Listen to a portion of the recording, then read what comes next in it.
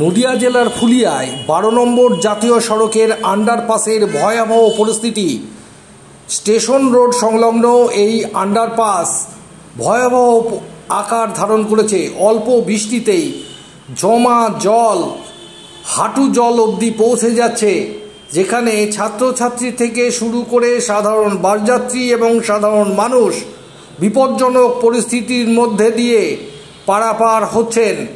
যখন তখন বড় সড় দুর্ঘটনা ঘটে যেতে পারে। আপনারা দেখছেন সেই আন্ডারপাসের চিত্র, যেখানে জমা জল হাঁটু জল পর্যন্ত হয়ে দাঁড়াচ্ছে।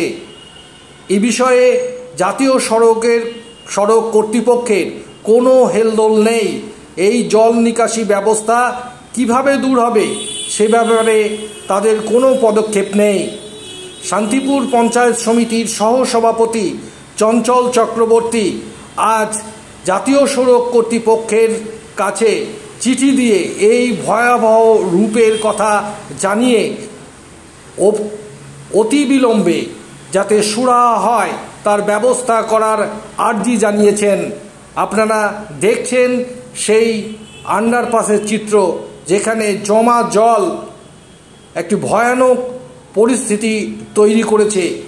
কি জানাচ্ছেন শান্তিপুর পঞ্চায়েত সমিতির সহসভাপতি চঞ্চল চক্রবর্তী, আপনাদের শোনাবো। দেখুন সেখানকার চিত্র।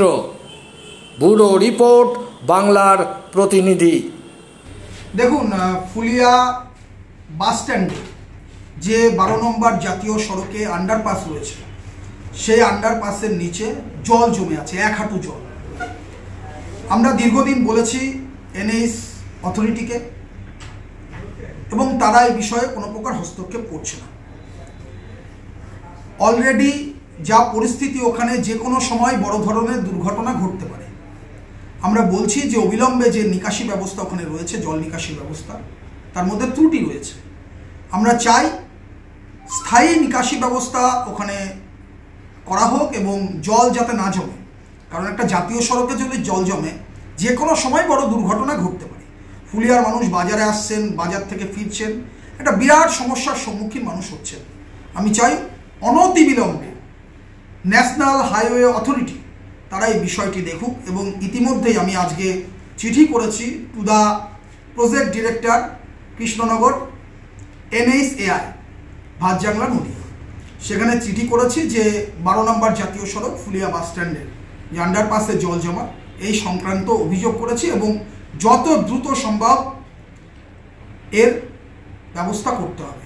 আর যদি না ব্যবস্থা করে, তার জন্য যা যা করার আমরা কিন্তু করব। চঞ্চল চক্রবর্তী, সহকারী সভাপতি, শান্তিপুর পঞ্চায়েত সমিতি।